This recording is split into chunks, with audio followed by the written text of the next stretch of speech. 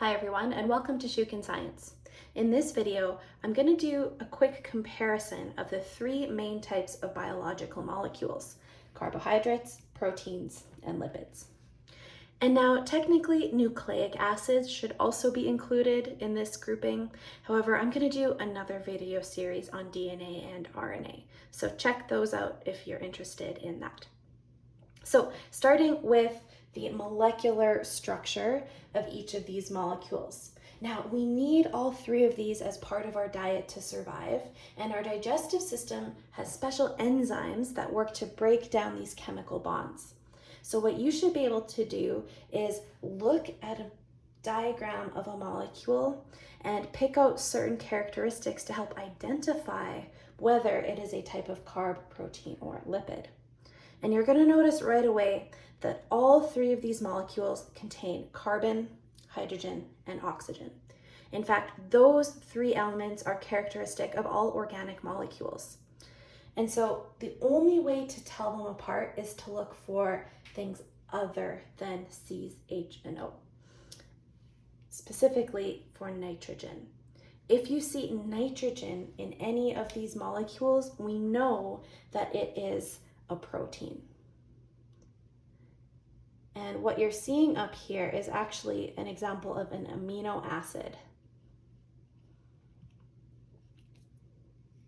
So amino acids are the building blocks of proteins, and amino acids always contain nitrogen. So if you see an N, you know it's an amino acid, aka a building block of a protein. Now, if you do not see a nitrogen group in here, then it can either be a carbohydrate or a lipid, and both of them contain C's, H's, and O's.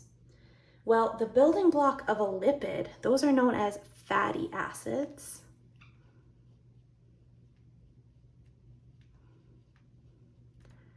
And the main thing that distinguishes a fatty acid from a carbohydrate is the presence of this carboxyl group, this COOH.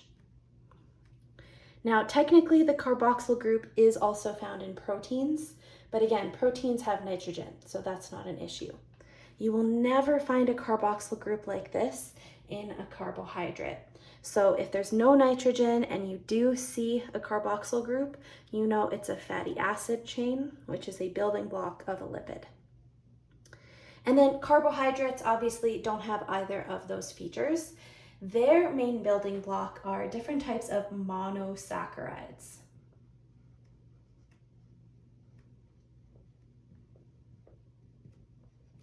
So the one I've drawn up here is an example of glucose, and you'll notice that often monosaccharides can be found in this cyclical format. However, they don't always look like this. Monosaccharides can also be in linear format like this. So the best way to distinguish between carbs and lipids is still the presence or absence of that carboxyl group. So now that we know the general molecular structure of each of these biological molecules, we should also be able to describe some of their roles in the body. And carbohydrates are our best source of energy, specifically short-term energy.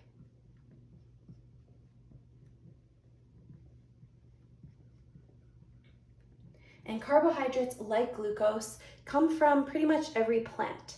So any plant that you eat is going to be a good source of carbohydrates, and that is our body's immediate source of energy. Whether it's a simple monosaccharide like glucose, or maybe a di or polysaccharide, our body can break them down into these monomers and then use those as a fuel source for cell respiration. So production of ATP energy, that's what we use carbs for. Protein, I guess, can be used for energy production if our bodies are really desperate. However, that's not their primary role. Proteins have actually a really diverse set of roles in our body. For our curriculum, we need to know that they act as enzymes. So they can help to facilitate chemical reactions.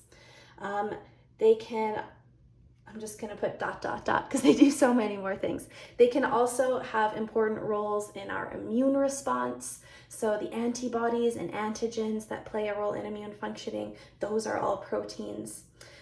Proteins also help cells communicate with one another. So they form receptors on our cell membranes that allow for that communication, and they move from cell to cell to facilitate communication. So proteins really do a bunch of things. Most importantly, you need to know that they don't really have a role in energy production, and they can act as enzymes. And then lastly, lipids. Lipids also do a bunch of things. However, for our purposes, we need to know that they are mostly used for long-term energy storage.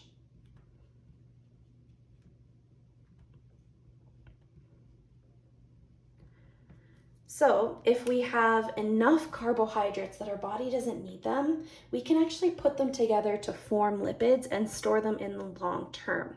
Or if we eat enough lipids that our body doesn't need to break them down, again, we can store them as fat. So energy storage is the primary role of lipids. However, they do a few other things like synthesize some important hormones. That's why you need to have a certain fat percentage in order to make things like estrogen. Lipids also make up our cell membranes, right? Phospholipids are an example. So although they have a diverse set of functions, the long-term energy storage is the primary role that we need to know. Okay, and then lastly, you should be able to identify some different examples of each of these biological molecules. And so for carbohydrates, there are mono, di, and polysaccharides.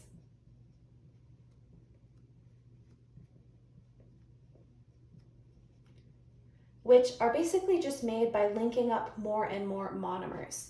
So if I take two of these monosaccharides and link them together, it gives me a disaccharide.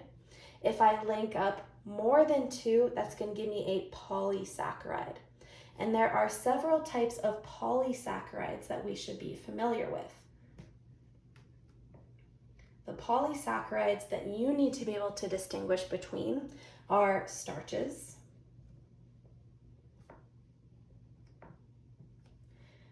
cellulose,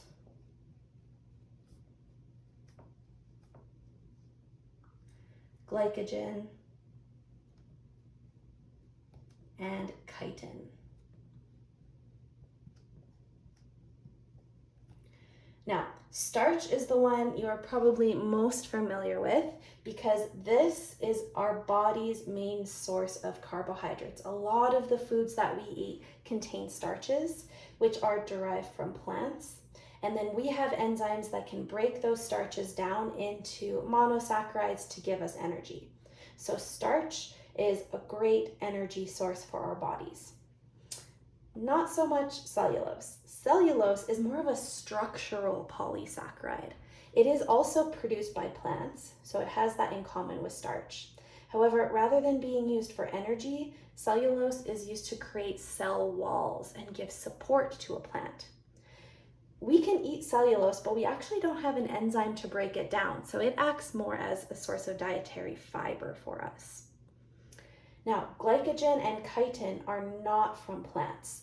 Glycogen is actually a form of polysaccharide that we can use to create and store energy in the short term. So if you've eaten lots of sugar, lots of glucose, and your cells don't need it all right away, our livers can actually store that glucose as glycogen. And if we ever do need it, we can burn it up much easier than burning fats. So glycogen is a good thing in the short term, but if we store too much glucose as glycogen, it can cause the buildup of fat around our organs. And then chitin is also not a plant-based polysaccharide. It's found in the cell walls of fungi. It's also used to make the exoskeletons of insects. So you could imagine a nice little compare and contrast for those four types of polysaccharides. In terms of proteins, you actually don't need to know any specific examples. There will be lots that pop up in our curriculum, things that I've mentioned already. So you might need to know different types of enzymes for our digestive system unit. We'll talk about the roles of antigens and antibodies, but there are no specific proteins that you need to memorize in the way that you have to for the carbohydrates. And then lastly, for lipids, there are a few examples that you do need to know. First, we need to know that these fatty acid chains, the building blocks of lipids, can be either saturated or unsaturated.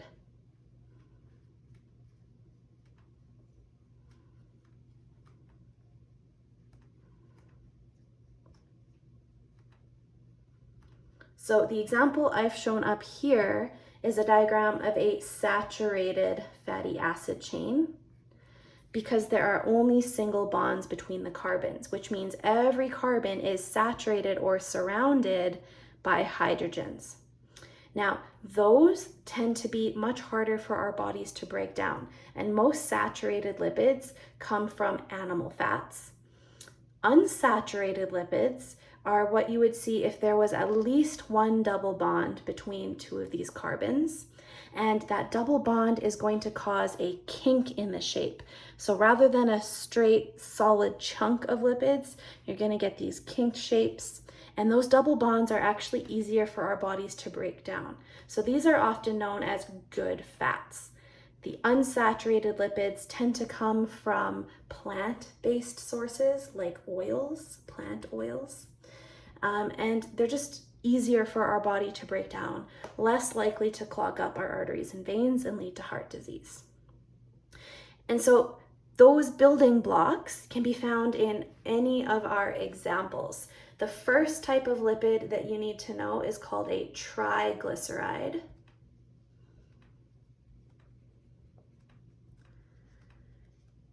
And a triglyceride has a very easy structure to identify because it has this glycerol backbone with, sorry, shouldn't be a fatty acid chain. And it has a glycerol backbone attached to 3 fatty acid chains. So any molecule you see with this shape that has these carboxyl groups, that's a triglyceride. And triglycerides are the types of lipids that will float around in our bloodstream for long-term energy storage. The next example of a lipid that you need to know is a phospholipid.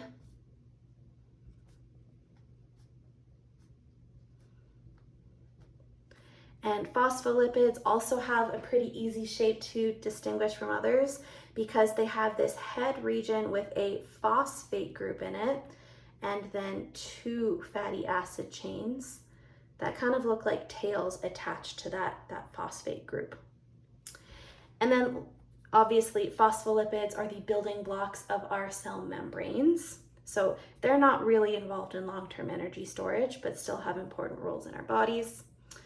The last example of lipids that you need to know are steroid molecules. And steroids are a class of lipids. They do lots of things in our bodies. So you don't actually need to be able to describe all of their roles, but hormone synthesis is part of their function. And they have unique shapes as well because they tend to have these cyclical structures. So you'll see a lot of steroid, this is just me making up shapes, that look kind of like this with cyclical molecules joined together rather than these really distinct singular chains. Okay, so those are the 3 biological molecules. If you want to check out future videos, then I'll go into each of these in a bit more detail. Thanks, everyone.